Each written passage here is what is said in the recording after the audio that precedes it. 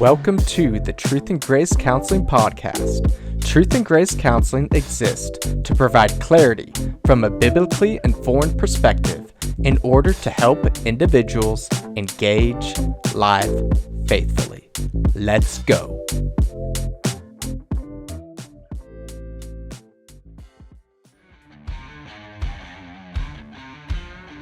The meat section.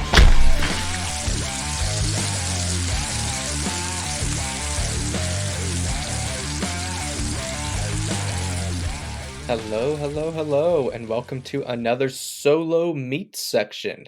Giving this another try. Again, let me know if you absolutely hate this, and I'll stop doing it. But anyways, I enjoyed this solo meat section as much as I love getting to meet with other people during the meat section, learning new people's stories. And don't get me wrong, I've got a lot of people lined up and will continue to do it. But I like the solo meat section just because this is kind of just my time to just kind of bear things out. I like to do my writings in blog post form, but sometimes it's nice to just to be able to speak it out loud. And you don't need to know this, but I don't really have a full script that I go off on these. I kind of do an outline, but sometimes I go down roads that I don't really think I'm going to go down. So anyways, let me know your thoughts on these solo meat sections. Before I get into kind of the meat of the meat section, I'm going to do another meat related question for myself. I'm kind of getting this idea if you've ever watched the Babylon Bee podcast. Kind of just a Most of you probably know what the Babylon Bee is, but the podcast, again, it discusses some serious things, but it's generally pretty lighthearted and funny for the most part. But they always have a list of 10 questions that they ask all of their guests. And it doesn't matter what the guest is, the 10 questions, they stay the same. But if the guest comes back another time, they have a second list of 10 questions. That's different from the first one. So I'm kind of game planning and thinking of how to do that in my own podcast because, I ask all my guests what their favorite kind of meat is. And I'm sure some of these guests are going to reappear at some point, and I don't want to just ask them the same question, but I still want it to be meat related. So I've been brainstorming that, and I'm not entirely sure if I'm going to make this permanent or not. But what I have for now that I'm asking myself, since I've already done a solo meat section, is what is a kind of a controversial meat related take that you have. This isn't my answer, but for instance, it might be like, I don't like bacon. Again, I I don't believe that. But if somebody did believe that, that would obviously be a pretty controversial take. Most people really like bacon. So here's my controversial take of the day. I think that turkey in most instances can replace beef. Now, before you get the pitchforks at me, don't get me wrong. There are some things that beef just stands on its own. Like you're not gonna have a turkey steak or something. That's just gonna be the same thing as a great ribeye steak or whatever. But where you may really disagree with me on, and I'm okay with this, is I think that I think that regular hamburger, just your normal hamburger, don't get me wrong, I think it is better with ground beef and everything. I do. But for pound and for the health benefits and everything, with turkey being a leaner meat, I think turkey can either be right up close to the beef burger, but with the health benefits, just with taste, but with the health benefits, I think it's right there on equal footing. And generally, ground turkey is pretty inexpensive. Now, here's the thing about turkey is, again, it is a leaner meat. So you have to be a little bit more aggressive with it. This is just my own opinion. A little bit more aggressive with some of your seasonings. Maybe you put a little bit of olive oil or something like that in it. Just because it again, beef has more of a natural flavor to it. I'm not debating that. But there are ways that you can flavor up the turkey, and I've mentioned before, I have a wood pellet grill. Put some turkey burgers on the wood pellet grill, let it smoke a little bit, and I'm telling you, those are really darn good burgers, and they are, again, not that expensive, a little bit healthier for you. Again, you got to spruce it up a little bit, so I'm not trying to say that it's the healthiest thing in the world, but the way that I make it, anyways. But anyways, it's pretty good. So you can get your pitchforks again. Call me blasphemy or whatever, saying that I'm blasphemous, but I'm telling you, turkey can do a lot, and it's not just burgers. Like we've done some taco meat and things like that with it. Again, don't think of this as like the best of all time type of thing. I'm talking about it's Wednesday, middle of the week, and you just want to make a meal that tastes pretty good, but on a budget. And we all know how expensive meat is nowadays. Don't underestimate turkey. Ground turkey can do some really good work. And same thing, even just with your lunch meat with turkey, it can go pretty good long way. And also your typical Thanksgiving type of turkey, which is another thing that many of you're like, well, I mean, turkey at Thanksgiving, oh, that's fine and all, but it's a pretty dry meat and things like that. No. If you This last Thanksgiving and Christmas, we did a turkey on the wood pellet grill. Go out and get you a wood pellet grill. They're fantastic. And anyways, it turned out so juicy. I mean, just incredibly better than your typical oven type of bird.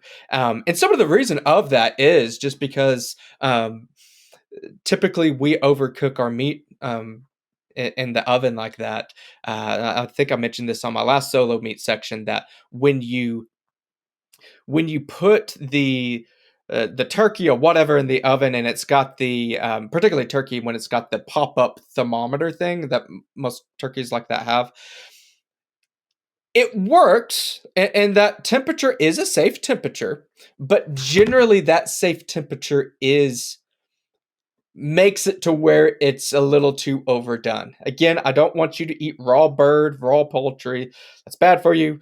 But if you slow cook something, it can actually come out at a little bit of a lower temperature. And even if you take it out at the same temperature, and it kills all of that bacteria, if you just let it go at that low and slow temperature like you do in the smoker, I'm telling you, the juices and things like that stay in a lot more. It is way better. I actually had a friend. I had a post that was like, if you uh, aren't smoking your turkey, you're doing it wrong, or something like that. And I had a friend that told me that I was doing it wrong and that you should fry the turkey, which I'm not dissing him. I've not tried that yet. I've heard great things. Now, obviously, you're not going to get a whole lot of health benefit in the fried turkey, but let me know if you've tried turkey in other ways other than just your put roasted in the oven turkey for Thanksgiving or Christmas or whatever. Have you made turkey burgers? Have you fried a turkey? Let me know, because I'm telling you, turkey is a lot more versatile than you think it is. So that's kind of my controversial take. Let me know what your thoughts on that are. All right. So, kind of getting into more of the topic of what I had in mind for the solo meat section. Just going to talk about depression, and depression specifically for Christians. So, I have a recent blog post that I'm kind of basing this outline of this podcast from, and the blog title is "How Can a Christian Deal with Depression?" So, depression is obviously something that can affect anybody. Um, just because you are a Christian, sometimes we believe, well, since I'm a Christian, I'm not going to deal with any mental health type of issues. I don't have to deal with anxiety, depression, or whatever. And that's just not true. Some people are going to be just more predisposed to depression, anxiety, all those mental health issues. And some Christians just deal with hard things. I'm not entirely sure what the order of this podcast is going to be yet, so bear with me. But I've got some guests lined up that are talking about some really hard issues, traumatic type of experiences in their childhood. And just because that individual is a Christian doesn't mean that they're not going to experience any type of mental health issues. That's just inaccurate. And in fact, if you look at a lot of the Psalms, you'll hear people crying out, David and all these psalmists crying out to God, like, "Where are you? What is going on?" And many of these are writing during a time when Israel's in exile and just bad things are happening. So that's kind of the first point is Christians are not immune to depression. So we need to have that understanding going in that some people live in kind of a, I don't know if you want to call it a prosperity gospel type of mindset or whatever, that if I'm a believing Christian, essentially nothing terrible is going to happen to me and I'm always going to be happy. And that's, again, that's just not true. All that being said, let's kind of walk through some ways that a Christian can deal with depression. I lined this out in the blog post, and it kind of sounds contradictory because I just mentioned that, just because a Christian is dealing with depression doesn't mean that, anything that they're necessarily doing anything wrong. But that being said, we first need to check ourselves. Is there any type of sin that I have not confessed? Is there some type of sin that I am being unrepentant on? Are there specific tasks that I need to do that I know that I need to do? Maybe talking to my spouse and apologizing about yelling at my spouse, or if I am, goodness, particularly for the men, but honestly for the women out there too. Are you engaging in pornography? Is that something that is going on, and it's been this secret sin in your life for so long, and it's really causing some havoc there, kind of underneath the surface? Other people don't see it, but you really feel that. You feel that guilt, you feel that shame. That is some unrepentant sin, and you need to confess that. And this is something where I think the world really gets mixed up on. They'll look at a Christian and say, like, again, well, just since I use pornography, let's say that they're viewing pornography, and the world will view the problem with that person isn't the fact that they're viewing pornography, it's the fact that they're feeling shame over that pornography usage. And the shame itself is the problem, not the act of pornography. And this is where we need to be very careful about some of the worldly advice that is given to Christians, which I don't believe all worldly advice from mental health professionals or whatever. I don't believe that it's all bad. I think there's some direction that can be helpful, even if it's from somebody that's not a Christian perspective. But we don't want to fully demonize those emotions, that guilt, that shame that we feel. Um, Now, there are going to be times that we feel those things and it's not a helpful way, and how we deal with it is not helpful. Absolutely. But if that shame that I'm feeling, if I'm viewing pornography, if I was yelling at my spouse, if I just have this unrepentant sin that I know is going on, then that shame, that guilt, in a sense, and I want to be very careful with how I say this, but in a sense is a good thing. It's not good to stay there. Again, I don't want to miscommunicate that. We don't want to stay in that shame, that guilt, and not do anything with it. But oftentimes, that is that conviction, particularly from a Christian. We might need to look at that and say, that could be the Holy Spirit within me really convicting me of my sin. So if there is something very specific there, then that's that first step, is confess. First, obviously, confess to God, being prayerful. Hey, I know I'm watching this pornography. I know I'm not being loving towards my spouse. I am sorry. Seek that forgiveness, confess those sins. I am not deserving of this love, of the sacrifice of Christ for my sins, but you did save me from my sins. And that's the joy part, and we'll get a little bit more into that later. But we got to start with that confession, because if you're a believing Christian and you have something you know that you're doing wrong, not some of these, there are times where we have to dig a little bit deeper, we may not be entirely sure, but if you know then you need to confess it. I do have some verses here. 1 John 1 9. If we confess our sins, he is faithful and just to forgive us our sins and to cleanse us from all unrighteousness. Then we have James 5:15, and this goes into asking others, going out to others and asking for forgiveness. Therefore, confess your sins to one another and pray for one another that you may be healed. The prayer of a righteous person has great power as it is working. So, not only do we need to confess to God, although that's important, and spoiler alert, whether you confess or not, He knows. So, we might as well just be open about that. But I'm not going to say that there's never a time that your sin doesn't affect other people, it just affects you. Um, but that's the rarity. That is not the rule. That is the exception. So more than likely, that sin that maybe no one else knows about, it's probably affecting somebody else in some way, shape, or form. And to that degree that it is, we need to seek that forgiveness, to apologize to that individual, and show repentance. Show that we are not going to do that anymore, or at least show a plan. This is how I plan on not doing this. Some type of action.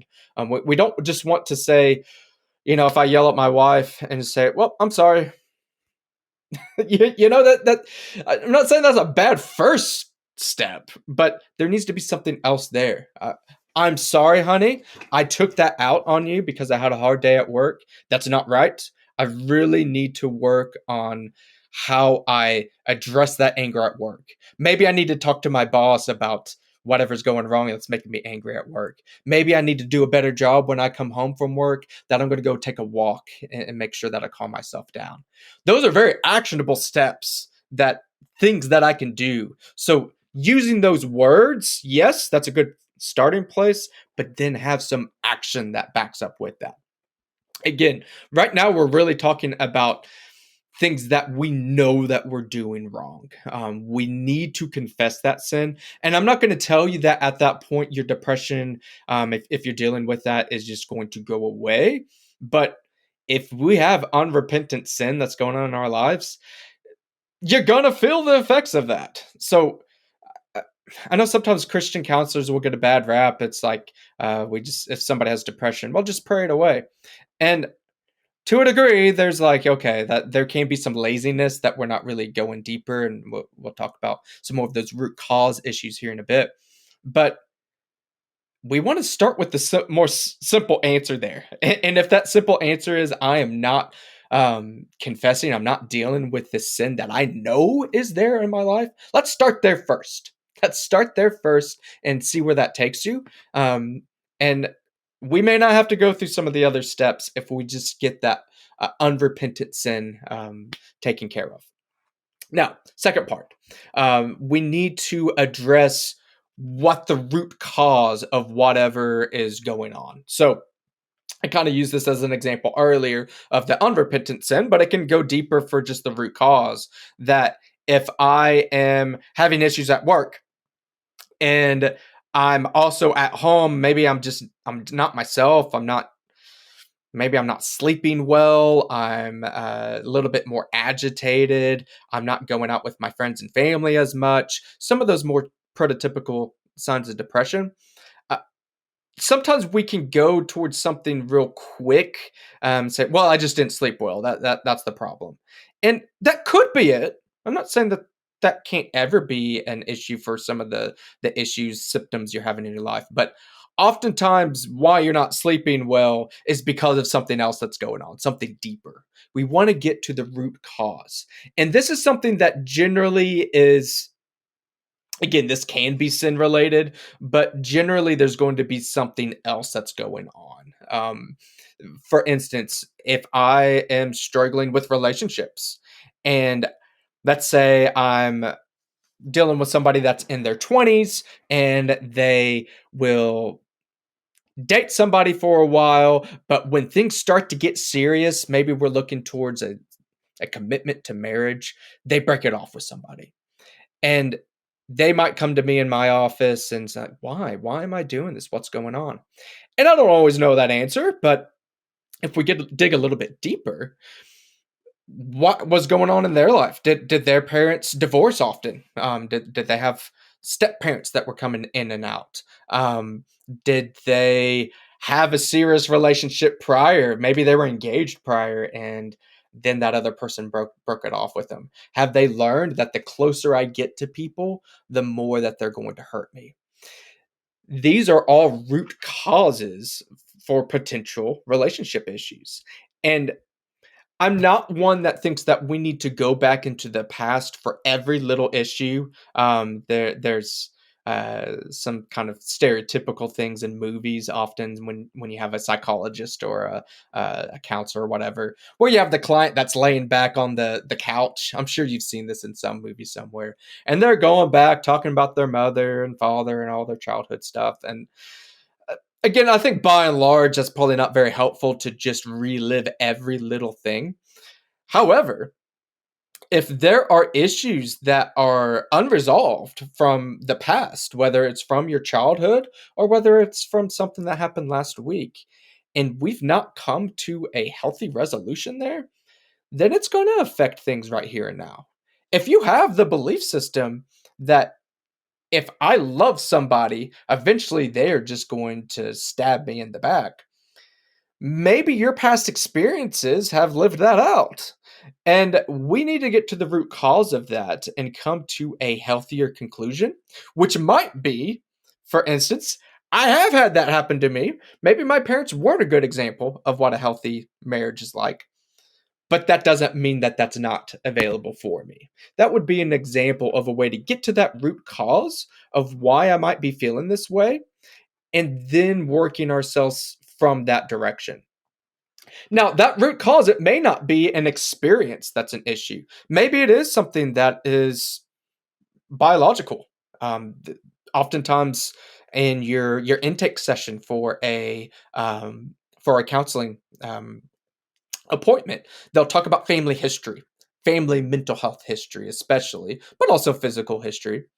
If there's a family mental health history of anxiety, for instance, you're gonna be more predisposed to that. Now, again, it doesn't necessarily mean you have to have anxiety, but that anxiety that you're feeling, there might not be a one experience that, oh, that I got into a bad car wreck and then that anxiety really came in, which happens, but it might just be that anxiety's always kind of been there.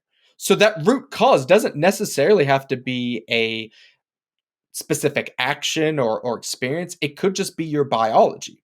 Now, we don't want to use that as an excuse, which I do see sometimes where, well, I've just always been depressed. I've always been anxious. There's nothing I can do to help that. It's really not true. That might always be a struggle, sure, and it's okay to admit that. But oftentimes that is just kind of a learned hopelessness type of excuse, and it's really not helpful. So sometimes even if we address that root cause and it is biological, yeah, it could be a difficult thing to work with, but we still need to put ourselves in the best position. And that kind of leads into my next point here of being active. um, this is really simple, and everyone listening to this probably understands this, but just because it's simple doesn't mean that it's always easy to do. I'll use that phrase often in counseling.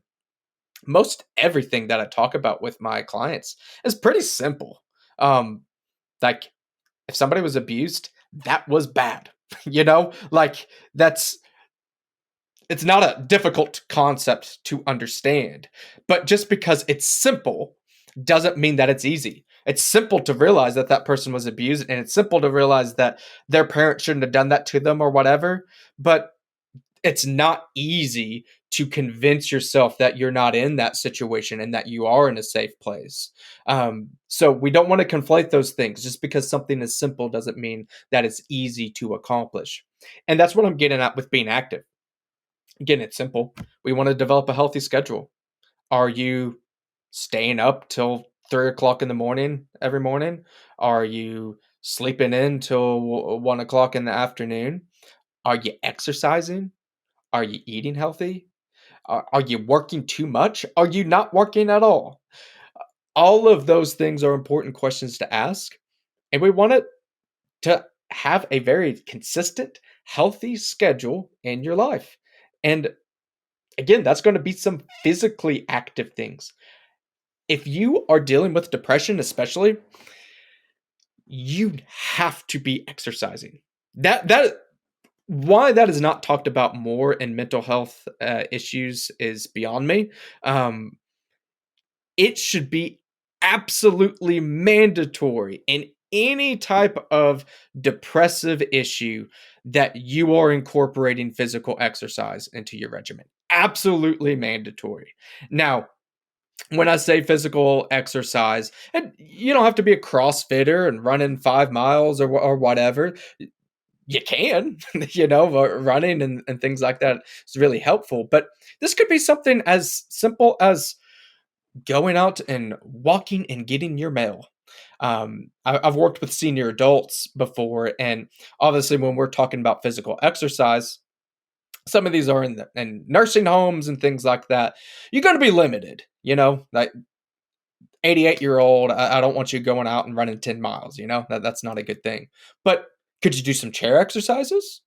Could you get a jar or a can of tomatoes and do some curls with that tomato can? Yeah, you can do that. Even watching TV. If you probably can't see this on camera, but I'm kicking my legs up and down. I teach some of my senior adults to do that. You need to be doing something. And there's really is no excuse, regardless of where you're at, um, physically, emotionally, and everything, to not incorporate some level of physical exercise. Again, that might be going and checking the mail and back. Start slow, but do something and do it at a fairly consistent basis. Ideally, every day, doing like 10 minutes of walking or some type of exercise. But if I don't make it every day and I'm starting at once a week, then let's start there. But start somewhere. Don't overthink it. Um, you can go out and get yourself a gym membership if you're dealing with depression, and great, that would be a good thing to do. But you don't have to do that.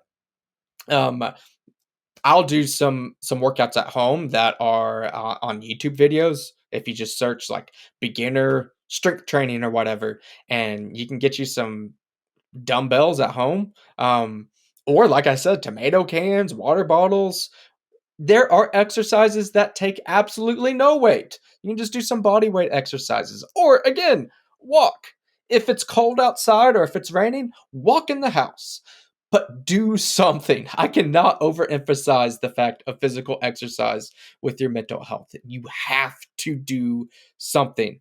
If you're sitting there and you're living an extremely sedentary lifestyle and you're dealing with depression, again, I'm not saying that walking is going to get rid of your depression, but I'm telling you that it will help.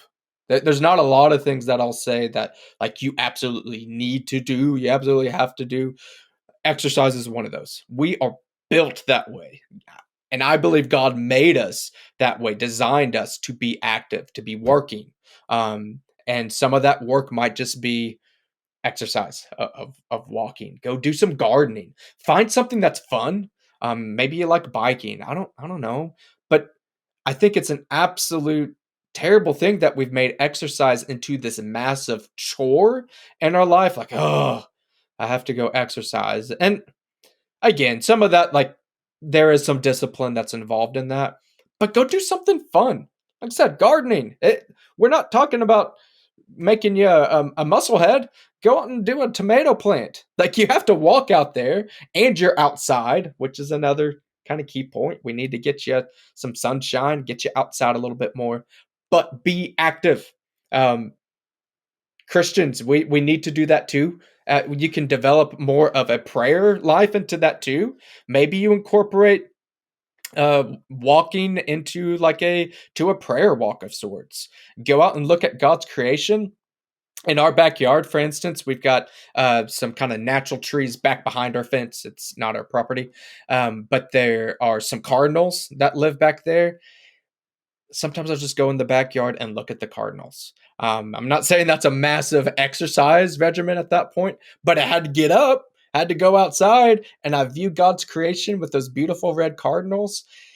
it can incorporate a physical exercise in that moment, and it turns it into very much into a spiritual exercise, which this is kind of a different topic for a different day, but I don't believe any of these things are separate. I think that the physical and spiritual always are connected, whether we realize it or not. But I would rather us realize it and see God's creation even in our bodies and our exercise. So you can tell I'm pretty passionate about this. Do not underestimate the need to be physically active with your depression.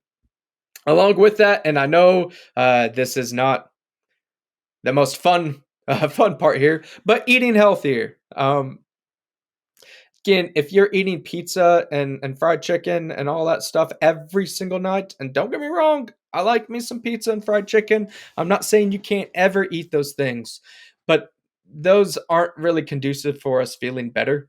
Um, Incorporate some more fruits and veggies into your life, and I'll kind of say this in the same way I talked about with your exercise. If you're 67 years old or whatever and you hate broccoli, you've always hated broccoli, don't go out and eat broccoli. You know you're not going to like it. Find something that you enjoy, whether it's carrots or apples or whatever, especially if it is a raw fruit or vegetable.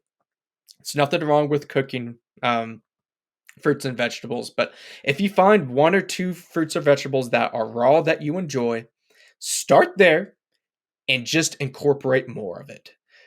The great thing, and that's why I say raw, is pretty much any fruit or vegetable that's raw is going to have very few calories in it, and it's going to be able to fill you up quicker. Like if you ever look at like a bag of carrots, like baby carrots or whatever, and I don't know this number, but it's something like 45 calories a serving or something, and the whole bag is only like 4 servings. Again, go do your homework. If you have baby carrots in your fridge, go look it up for me because I didn't do my homework. But we're talking like that whole bag of carrots is something like, 100, calories. Go ahead and try to eat that whole bag of carrots. Go ahead and try. Like you're not going to make it through that whole bag of carrots. It really fills you up. And if you have that on your plate, particularly with something that's not as healthy, it's going to slow you down because to eat those carrots, it takes some time. To eat an apple, it takes some time. And the longer you give yourself to eat, the less likely you are gonna be to overeat. Whereas opposite of that is if you have potato chips or something. I'm not gonna pretend to guess what the calories is on that or how many servings it is, but we all know it's more. And what's worse is not just that it's more, but it doesn't really fill you up. It will eventually, but your brain is kind of developed. Oh, that's good. Go go go go go go go go go, and then all of a sudden you ate that whole bag, and you're full now, and you feel gross, but you've also just consumed all of these calories that are just going to make you feel worse. Maybe even gain some weight, and that's going to have some shame with body shame and all that stuff. Whereas if you try to do that with carrots, first off, you're not going to be able to eat that whole bag, and second, even if you did, you just had like 100 calories. Like it's not that bad. So kind of rambling on that, but incorporate healthier food. It really does make a difference with your mental health. And that's not really anything specific for Christians. However, I do think that we underplay as Christians that our body is a temple. It's a temple for our Savior, and I don't mean to get super legalistic with that, but there is an aspect of that we need to not take so lightly, and treat the bodies that God gave us with more respect with what we put into those bodies. And then the last part that I'll talk about with being active is talking. Um, there was some research done that simply talking about your issues is helpful. I see this all the time in my practice that somebody tells me what's been going on in their life, the struggles they're having, and I might offer some insight, but sometimes I don't have a lot to say. I'm just there and I'm listening, and they'll walk out of that office and feel so much better. I didn't do anything. I didn't give them some incredible advice that changed their mind, that changed their whole life, but they talked about it. These things that were inside of them, they got them out. And as much as we talked about before of confessing that sin, this is kind of a similar approach there. We need to do that prayerfully. We need to do that to Christ in our own prayer life. Um, but finding other people in our lives. Maybe that's a counselor. Maybe there's some things that you don't feel comfortable talking about with some of your friends or peers or whatever. That's fine. But I'm going to really encourage you to find people in your life that you can discuss tough things with. And it might be not be the same person for everything. Like maybe I have one friend that we talk about this issue over here, and then this other issue with my marriage. Maybe we go and talk to our pastor about that. Find different people you can talk about different things, and there's going to be some issues that you know some people in your life may not need to know about, but you need to find other people in your life that you can share some of these difficult things with. It's really important that we don't just keep that all inside. If you're married and you're keeping everything from your spouse, you're not really sharing your struggles or things that you're going through, I'm going to ask you to reevaluate that. Like, we need to be able to talk about these things. Again, this is a way that God created us. We're not made to just keep it all inside. We need that outlet. So, really encourage you, whether it's through a counselor, and if you're coming to me and talking about an issue, I'm going to encourage you long term to find some other people in your life that you can talk to as well. Because even if you are seeing a counselor, you only see them for a short amount of time. You need to have other people in your life outside of a professional. Then the last piece here is having faith. And again, I know this kind of harkens back to some of the criticism people will have on Christians with mental health. Um, that just pray it away, just get over it. And I don't mean that. I mean having faith that God is God, and that this is His world, and that we are going to make it out of this world, whether it is going to be a peaceful time on Earth or whether it is all sorts of hecticness and war and all sorts of stuff on Earth. We know that our time on Earth is limited, and that's where that faith needs to come into. I'm going to read a passage. I included this on my blog. It's a little bit of a longer passage, so bear with me. But this is from Job, which, if any of you know the story of Job, Job had it rough. He had it rougher than pretty much all of us. So this is from Job 1:13 through 21. Now there was a day when his sons and daughters were eating and drinking wine in their oldest brother's house. And there came a messenger to Job and said, the oxen were plowing and the donkeys feeding beside them. And the Sabaeans fell upon them and took them and struck down the servants with the edge of the sword. And I alone have escaped to tell you. While he was yet speaking, there came another and said, the fire of God fell from heaven and burned up the sheep and the servants and consumed them. And I alone have escaped to tell you. While he was yet speaking, there came another and said, the Chaldeans formed three groups and made a raid on the camels and took them and struck down the servants with the edge of the sword. And I alone have escaped to tell you. While he was yet speaking, there came another and said, your sons and daughters were eating and drinking wine in their oldest brother's house. And behold, a great wind came across the wilderness and struck the four corners of the house. And it fell upon the young people, and they are dead. And I alone have escaped to tell you. Then Job arose and tore his robe and shaved his head and fell on the ground and worshipped. And he said, naked I came from my mother's womb, and naked shall I return. The Lord gave, and the Lord has taken away. Blessed be the name of the Lord. And then I love this next part. And all of this, Job did not sin or charge God with wrong.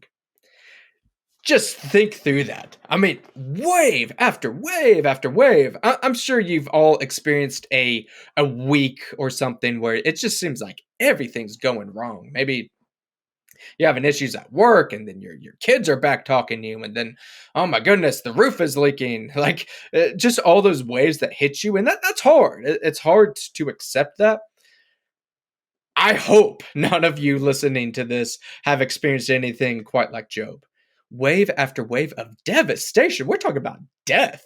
Like his life was wrecked upside down. And let's go back to his response there. Naked I came. Oh, sorry, just a second. Um, Naked I came from my mother's womb, and naked shall I return. The Lord gave, and the Lord has taken away. Blessed be the name of the Lord.